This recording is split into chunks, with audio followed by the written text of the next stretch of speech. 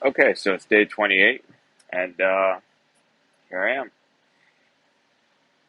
Day 28, 168.8 pounds. This is the lightest I've been in, God, at least 10 years or so. So we have that going on. That's pretty fun and exciting. A little bit, let's take off that sensor right there. There we go. A little bit on the frustrated side today.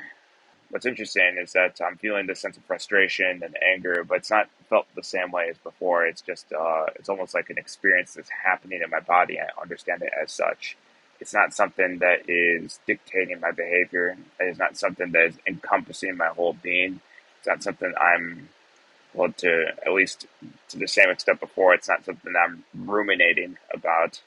It's just something I can go observe within myself. So what I've been doing, I've been complementing, rather supplementing my practice here with work cycles, 25 minutes of working and then 5 minutes of meditation. So 25 minutes of work, 5 minutes of meditation, 25 minutes of work, 5 minutes of meditation. And that's been pretty damn useful throughout the day about keeping me focused. And it's making me a little bit more calm and stable. And I think it's supplementing the fast pretty damn well. So I'm able to distance myself from some negative emotions. And that's something I'm starting to observe as of the last couple of days, in fact. That any sort of misgiving emotions that might be too much, I'm able to go distance myself from it, whether it's a stress related one, or if it's a work related one, or if it's, man, I'm reading this material and it's just a little bit too intense for me, or not so much intense, but maybe it's a little bit frustrating to go, wrestle with or work through. But I'm not seeing it as something that dictates me anymore. I'm just seeing it as something that just exists. I can observe it from a distance, which is a really, really cool feature. I'm sure there's some spiritual someone who's talked about something like that in the past. So that's been that. Other than that, I haven't needed to take electrolytes as crazy amounts recently. I did take some electrolytes earlier today, and I did feel some weird pains in my midsection. It might be my liver, or it might be my kidney. Certainly, my liver is working on overdrive right now. I got to make sure I go get my vitamin B1 to make sure that other functions are good. But whatever I need to do, any sort of liver detox like milk thistle, probably be good to go try that as well. But other than that, energy is pretty damn stable throughout the day. I'm actually doubting whether I should go back to coffee ever again. It's kind of surprising because the last time I went off of coffee, I felt like, half of a person in my existence every single day for at least a couple weeks before I said this is too much. I'm just going to get right back onto the coffee grind. No pun intended. But this time around, I just feel a rather stable source of energy throughout the day. It's really bizarre. In fact, it's pretty bizarre.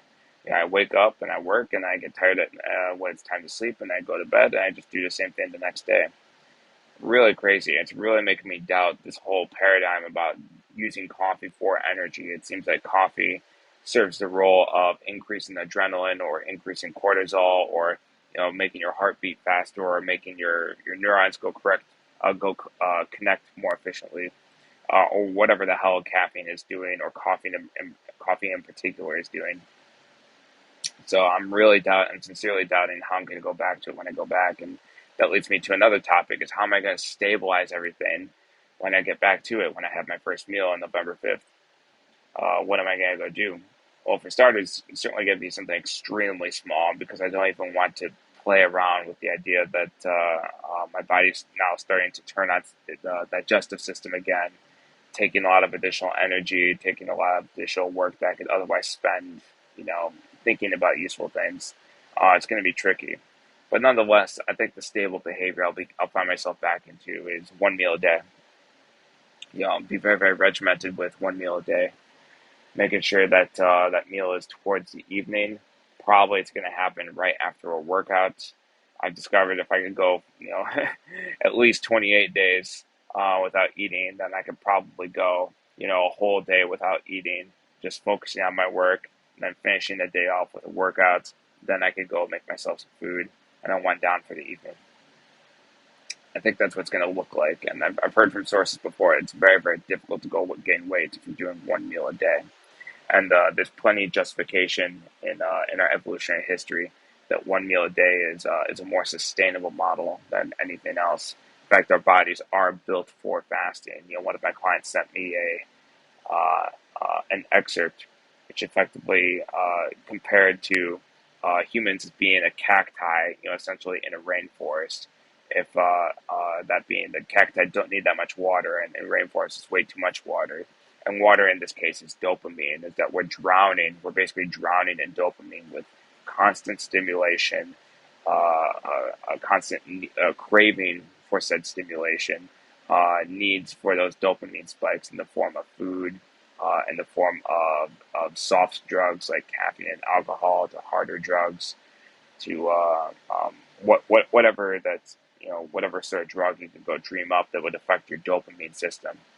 So what happens when you find yourself in a world where there's no more problems, where it's just you, and you have anything you could possibly ask for at the touch of a button? Basically, what happens when you give everyone everything that they want, no matter how easy or hard it is. Um, Maybe not so much hard, but if you just give everyone anything that they want, no matter how easy it is, just if they want it, they can go have it. Basically, that's a group of people that are going to start inventing problems. They're going to start inventing problems so that they don't lose their minds.